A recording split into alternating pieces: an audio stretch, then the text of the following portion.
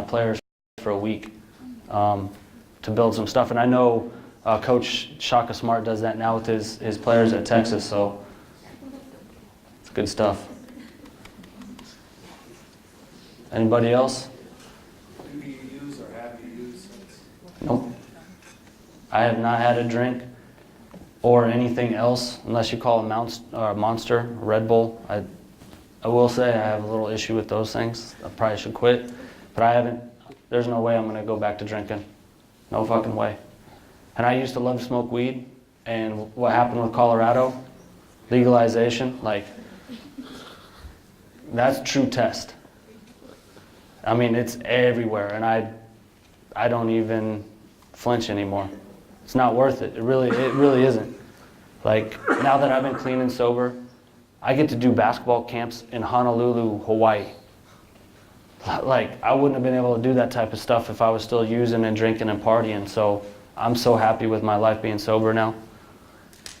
I was just going to ask if you're involved in any AA, any sponsorship.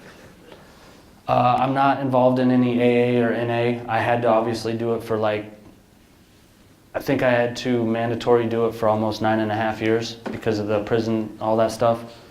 I believe AA is good for people that need it, but I have what you guys saw in those images. Like, I have images that are way worse than that. That's my AA, because I'm not ever going to put myself in a position to put myself in that seat again. So I'll never drink again. It doesn't even, you know. With your charges, are you allowed to leave the country? There's a few countries that I can go to, so I can't get into Canada. I went to Mexico, so I got my passport. But I know, because I had an opportunity to go play, after all this stuff, at the age of 34, I got asked to go play professional in Colombia. Like, are you kidding me? Like, my knees hurt so bad. They hurt right now just thinking about it. So we had to look to see what countries I could even get into. So like Australia, I think I can't get into even to go speak. New Zealand's one of those places I think I can't get into. So there's still some countries I can't go to, which sucks. Like, you guys think about that. I can't even go to countries because of what I did. Those unintended consequences.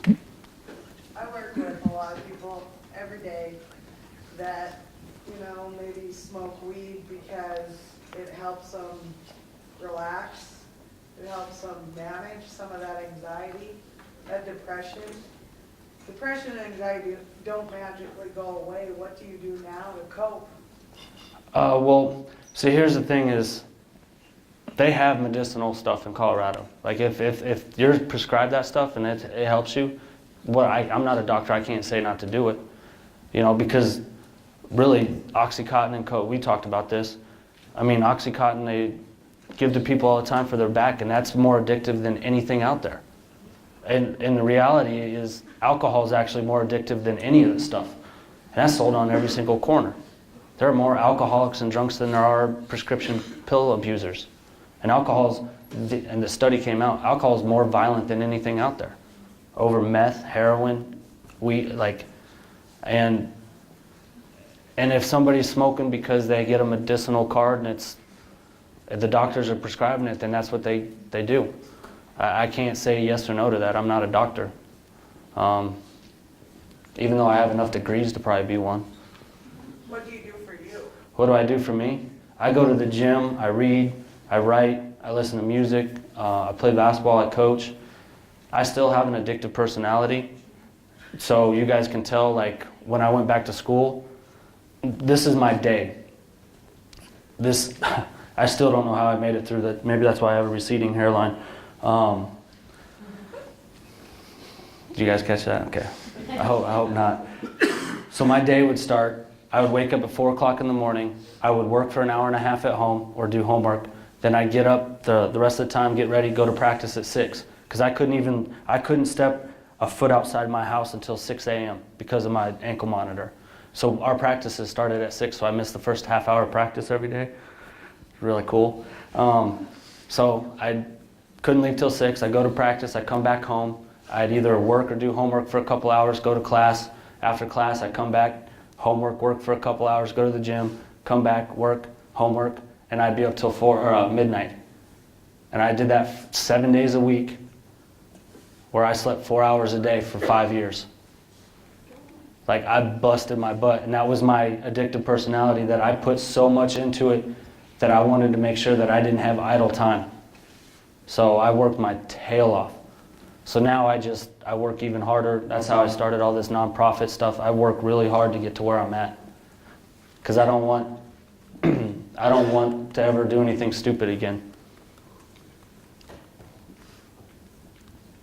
Anybody else?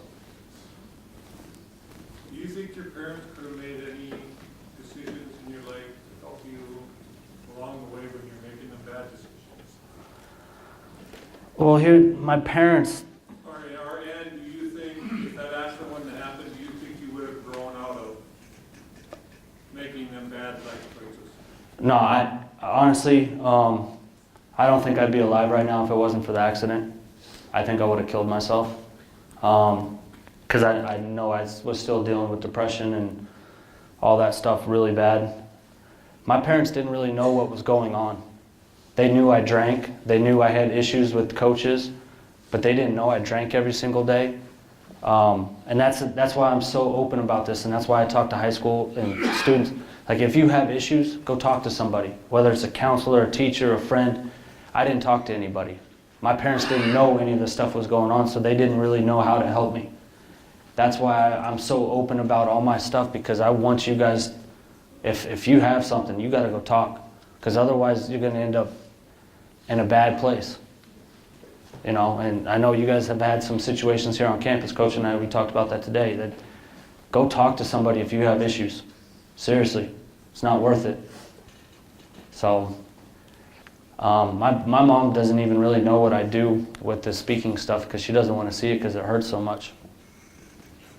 So those are the consequences too. You don't think how it's going to affect your family. So my brother that was 6'7", he and I were really tight, and we're like 7 years apart.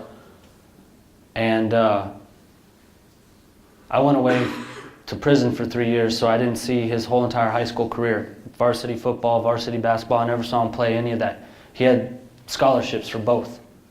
And he never told me this until we lived together, and it took a couple of years to get it out of him.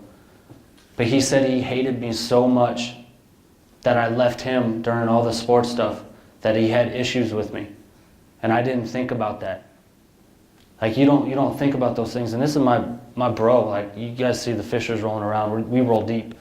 And I love my family, but I didn't realize how much I hurt them. And this story sucks too. Is so my little baby brother that saved my life with that picture, I took him to a basketball camp in Iowa. I did the presentation. He never knew he was a part of it. And I broke down, like crying, because he was in the audience. And what people don't realize is a year before that, he didn't even know I was speaking. And we're on Mexico, going down to Mexico, my first family trip in like 15 years. And my brother hears that I was in prison. And he starts calling me criminal, criminal, criminal. And this is my little baby brother. He's like 13 at the time. I love this kid to death. And he hears that I went to prison, and he gets this instant thing that he doesn't even trust me or want to be around me.